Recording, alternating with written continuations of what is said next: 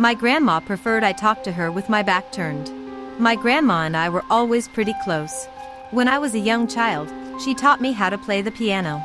We spent many nights playing all sorts of fun board games. She had a kind, loving heart, but she was stubborn to the core. She was stronger than anyone. However, I had lost contact with her after I left for college a few states away. She called a few times and we chatted the day away. I was shocked to hear, only a few months later, that she had become very sick. Her calls when she was sick had taken a strange turn. She was frantic and breathing heavily. She started saying things were following her and she was frightened. I tried to calm her down, but eventually my mom got concerned and went to go live with her. The calls stopped after that.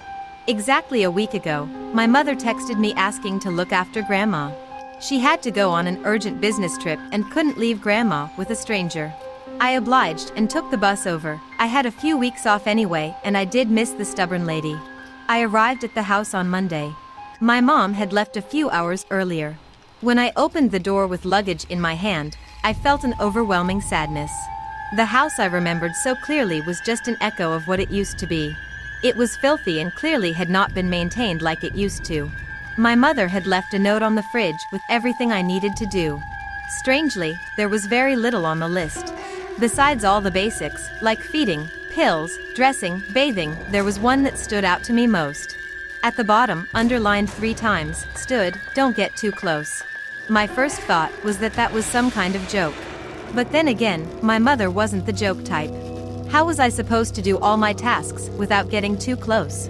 It seemed impossible. I pondered to myself, thinking my mother had a strange sense of humor after all. I wrote it off. I wish I hadn't. Seeing her in the flesh was a strange sight. She laid in her armchair all day in front of the TV. Her eyes were almost see-through with glassiness, her mouth pressed tightly and her breathing was shallow and hoarse. I hated to think it, but it freaked me out. I gave her all her medicine and made sure to turn on the feeding tube exactly when it said to on the note.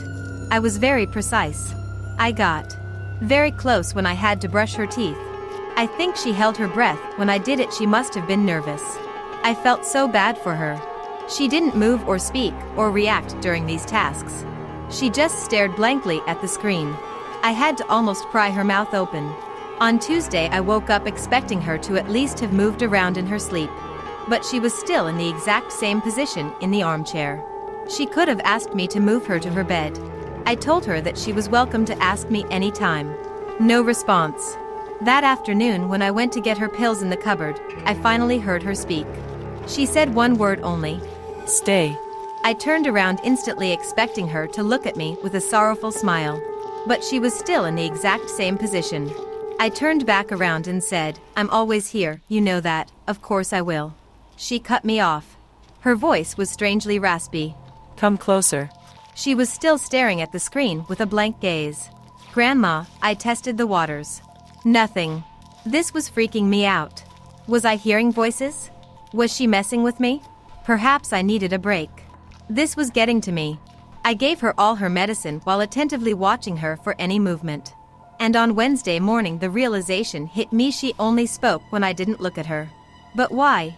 Maybe she was ashamed of the state she was in. It was strange, but I went with it as I had not gotten any communication yet. I walked to the living room after a walk outside and turned back around. "Grandma? Are you okay? You haven't said much to me since I got here. I am always here for you." "Closer." Why did she want me so close? I hesitantly walked to right beside her. "Closer." That didn't sound like her. "Closer." In fact, that sounded like someone else. "Grandma. I am right here." My voice was shaking. What was going on? I moved one step closer. My heart was beating faster and faster. I wished I could run away. I felt like she was watching my every movement, waiting for something. And suddenly she grabbed my hand aggressively. I immediately spun around, but she let go in a split second. There she was. In her chair. Exactly the same. I heard breathing with a hoarse, shortened air. I got so scared in that house. I couldn't sleep that night. I felt like I was being watched, and frankly, I was worried for my grandma. She was acting very odd. I shuddered to think of it, but it felt like that hand belonged to someone else. Plus, the house reeked. I was scared rats had died underneath the floorboards where Grandma slept. So I panicked and called my friend Amy, who is a nurse, to drive over. Amy was very kind to come over in the dead of night. She started talking about how it was normal to be a bit freaked out in this situation. But she stopped dead in her tracks when she walked around my grandma. She inspected her carefully and with worry in her eyes. Well, will she be all right? I think she was a bit confused earlier. Gemma, she said. She has been dead for days now. Maybe even a week. I am so sorry. The shock didn't set in after about a minute when she said it. How was this possible? Christ, how did I not realize this? It broke me. I realized soon after my mother had warned me not to get too close to her. No, not as some horrid joke. She didn't want me to realize the breathing I was hearing was not Grandma's. That leaves me with one question today. Who the hell was I talking to? The surface. For all of my life, my mother has been deeply discomforted by swimming pools. Being as prideful as she is, she'd never describe it as a fear, but her panicked eyes and stubborn protests to my brothers and I getting swimming lessons or going to friends' pool parties clued us in from a young age. On the contrary, I always adored swimming. When we'd visit my dad every other weekend, he'd let Jason, Ben, and I go to the public town pool. Never telling Mom, of course, but she was being unreasonable, Dad would mutter with an eye roll. We were from the sweltering south of Georgia, after all. Pools were everywhere. At the public pool, Dad would let us splash around and do whatever we wanted, trusting the lifeguards to do their job. For 3 young boys, it was heaven. We'd spend long hot days leaping off the high dive, searching for coins on the pool floor, and having belly flop competitions that nearly always got an adult yelling at us. And luckily, the lifeguards did do their job. Because once, while having a breath-holding competition, my middle brother Ben lost consciousness underwater. I remember it so clearly, the clear, velvety coolness surrounding me, the pressurized hum in my ears, the sting in my open eyes. Watching as Ben's muscles went slack, his mouth opening lazily as he floated up to the surface. 7 years old and ignorant of the danger, I let myself enjoy the peaceful weightlessness of being suspended underwater for another moment. This was my favorite game, and I was ready to gloat. My oldest brother, Jason, had dropped out before either of us, so with Ben out, I was the winner. It wasn't until a second later, as I broke the surface, that Jason's scream and the lifeguard's whistle pierced into my reality.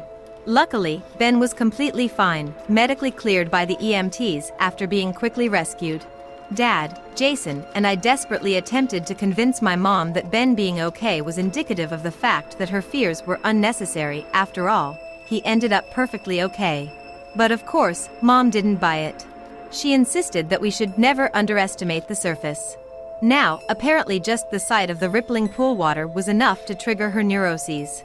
We all felt a little resentful over her weird phobia. But her fight with Dad for going behind her back was intense, to put it lightly.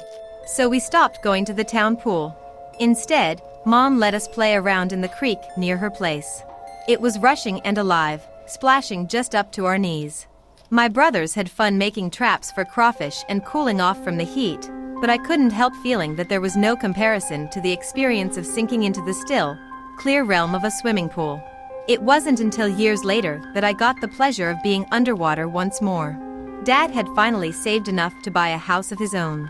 My brothers and I rejoiced. I was verging on teenagehood now, and both of them were already there. Not having to share a room in a 2-bedroom apartment was much better for us. Plus, this place even had an in-ground pool. My brothers devolved into fantasies of throwing raging pool parties, impressing their bikini-clad crushes, but all I could think about was the smooth, relaxing pressure of chlorinated water surrounding me again. My mother's face went white when she brought us over to spend our first weekend there, but at our ages, she knew banning it just wouldn't work. Instead, she insisted we swear to follow her rules. Jason, Ben and I were all sat down on Dad's ratty living room couch and given a stern talking to. My father looked quietly exasperated in the corner while Mom paced back and forth in front of us. 1.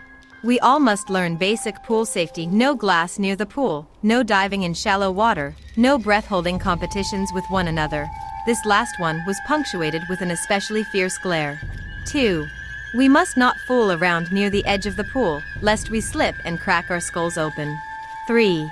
We must not swim right after eating, to avoid getting a cramp and drowning. 4. We must not swim while intoxicated, not that we should be getting drunk at our ages, she reminded.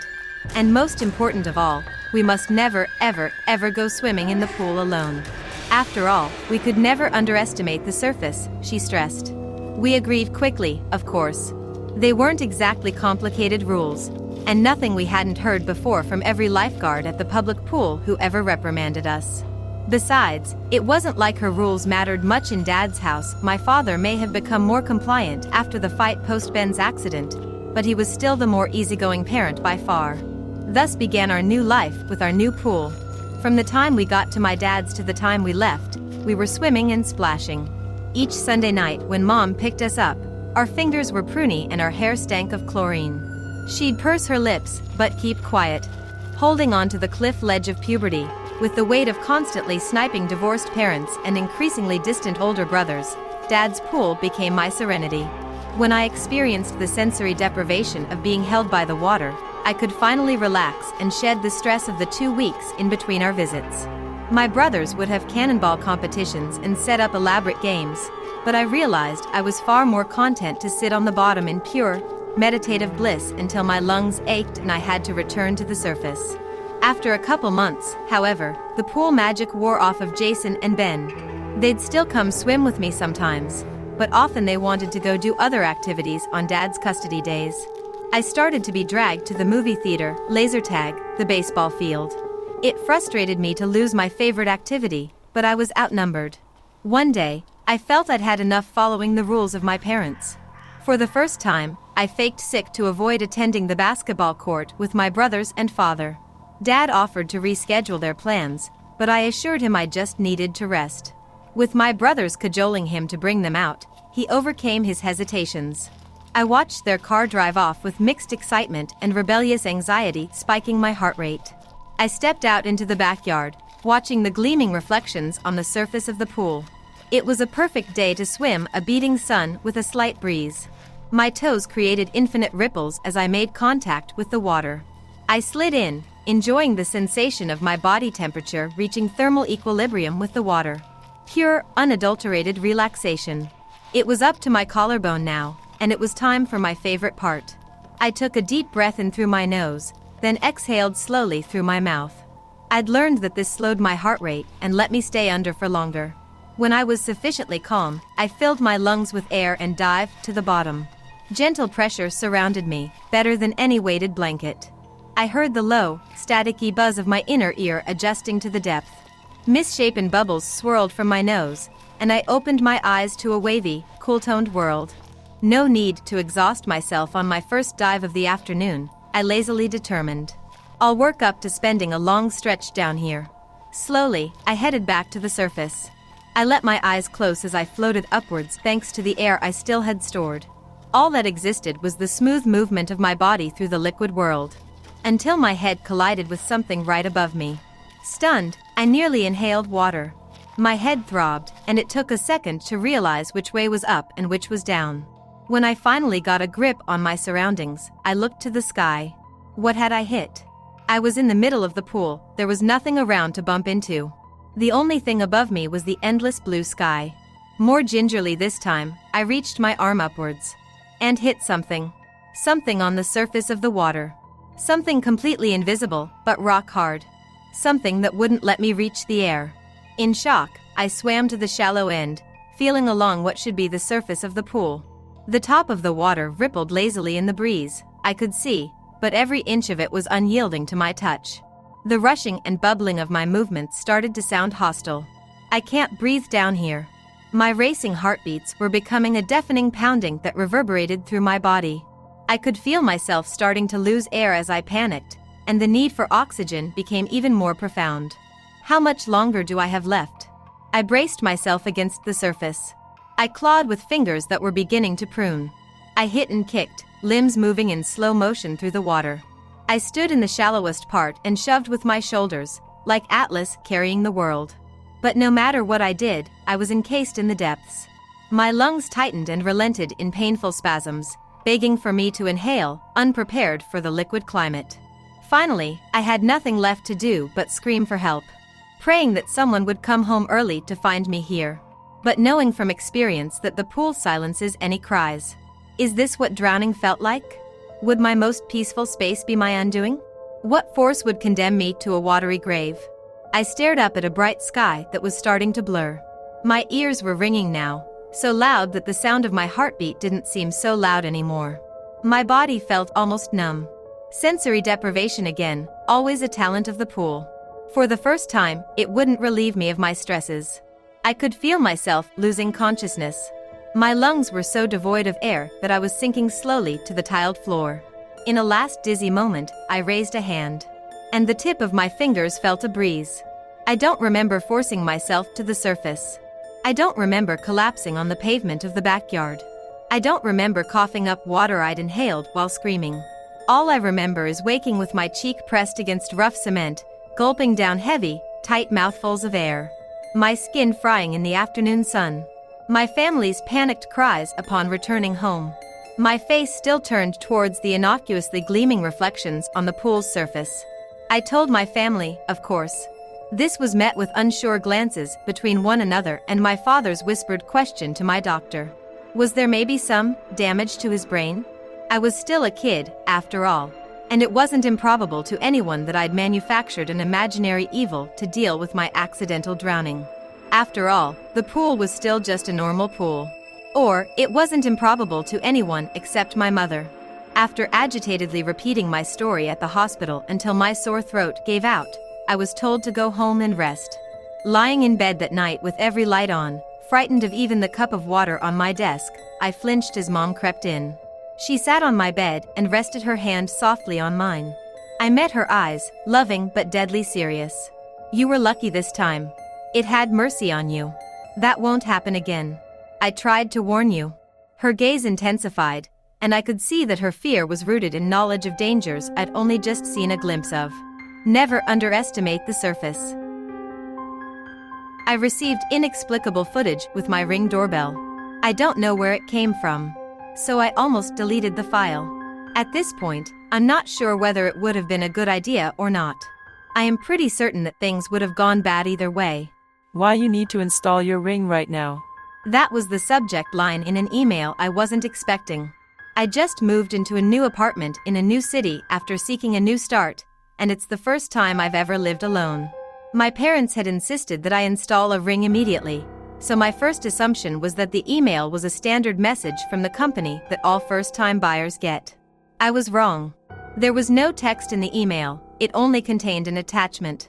That seemed like an obvious candidate for trash, but its tiny thumbnail caught my eye.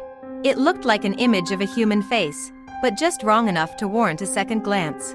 Paranoia kept me from clicking it, but then fear of missing something important pushed me forward. What harm could there be in checking? I opened it. I flinched as the face filled my screen. It was leaning into the Ring camera, standing on a porch I didn't recognize, and smiling. I couldn't tell the age or gender of the person, who was shaved bald and wearing white makeup on their face and scalp. They smiled and stared with bloodshot eyes, seemingly giddy, and not moving. The video feed had no sound of any kind, but that only made the picture even more unnerving. I felt like a giant spider's hairy, bristly leg was raking my spinal column from the inside. I wanted to click away, but felt frozen. I stared at the face for several seconds as it held almost completely rigid, with only the slightest movements betraying the fact that it was a video feed and not a still shot. I'd almost decided to click away when the video switched. This clip showed the door opening and a woman, presumably the home's occupant, stepping onto the now empty porch. She looked similar to me in height and build, and was probably about my age as well. Her face was etched with deep concern, bordering on fear. The woman wrapped her arms around her chest and shuddered as she glanced around the porch as though she were looking for something. My blood chilled as the video switched to another shot of the white makeup face. It was even closer to the Ring camera now. This video took place during the night. The face was panting heavily, mouth open in a smile, as a thin glob of drool gathered on their lower lip. A few seconds later, the video feed switched again.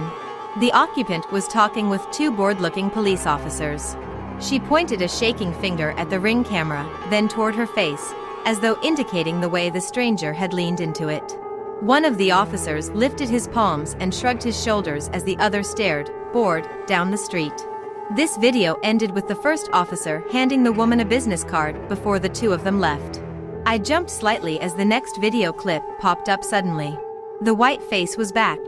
It was licking the camera furiously, its wide, pink tongue pressed so hard against the camera that I could see taste buds with every lap. The next video showed two different police officers talking with the woman on her porch as she cried. The police seemed annoyed.